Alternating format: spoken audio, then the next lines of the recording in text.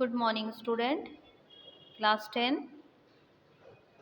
भूगोल में हम लोग फर्स्ट लेसन संसाधन और उपयोग के बारे में पढ़े थे, जिसमें हम लोगों ने संसाधन का परिचय संक्षिप्त रूप में जाना।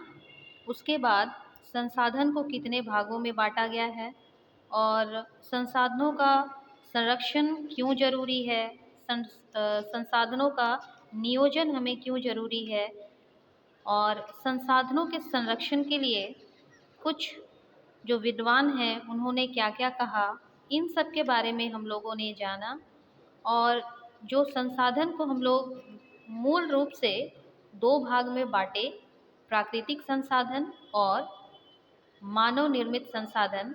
तो इसके हम लोग फर्स्ट भाग को आज देखेंगे और वो है आपका प्राकृतिक संसाधन।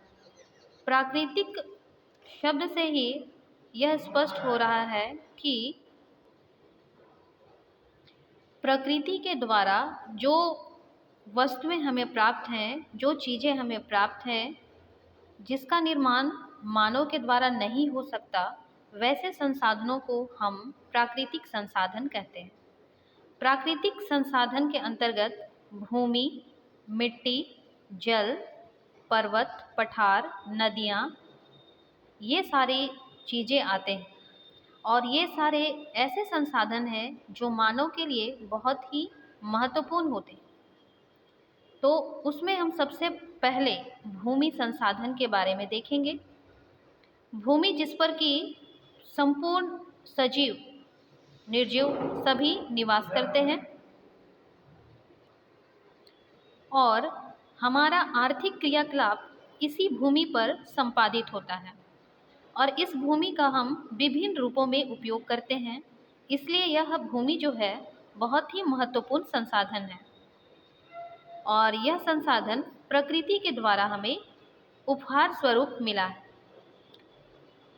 इस संसाधन में हम भूमि संसाधन में कृषि कार्य करते हैं, वानिकी, पशुचारण, मत्स्य पालन, खनन कार्य, वन्य जीव, वनस्पति, परिवहन, संचार, ये सारी क्रियाकलाप हम भूमि के अंतर्गत ही संपन्न करते हैं।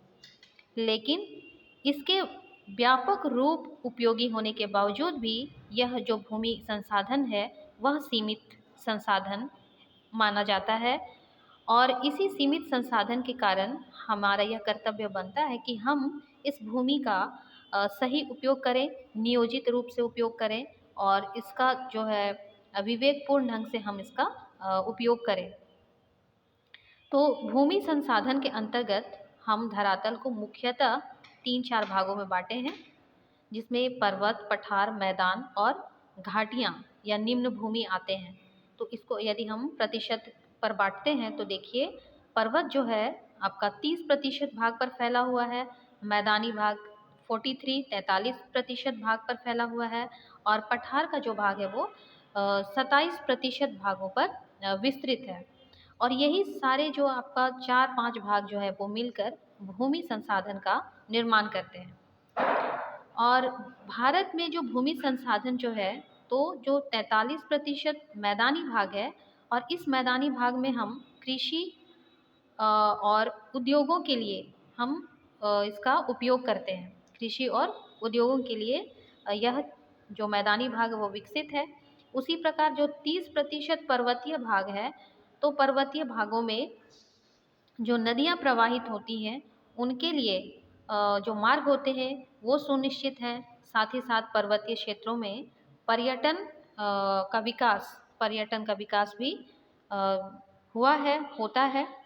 और फिर 27% भाग जो है वो पठारी भाग है। तो हम जानते हैं कि पठारी भाग में खनिजों का भंडार होता है, तो वहाँ पर खनिज और जीवाश्म ईंधन और जितने भी वन संपदा हैं वो सारे संचित कोश में आश्रित हैं वहाँ पर। तो इस प्रकार भूमि जो है हमारे लिए एक बहुत ही महत्वपूर्ण संसाधन माना जाता है। तो आज के क्लास में हम भूमि संसाधन के अंतर्गत यहीं तक पढ़ेंगे। आगे के क्लास में हम आपको बताएंगे प्रकृति के द्वारा दिया हुआ और एक प्राकृतिक संसाधन मिट्टी के बारे में, जिसमें हम मिट्टी के निर्माण के बारे में, मिट्टी के वितरण, उसके बारे में हम विस्तार से पढ़ेंगे। Thank you.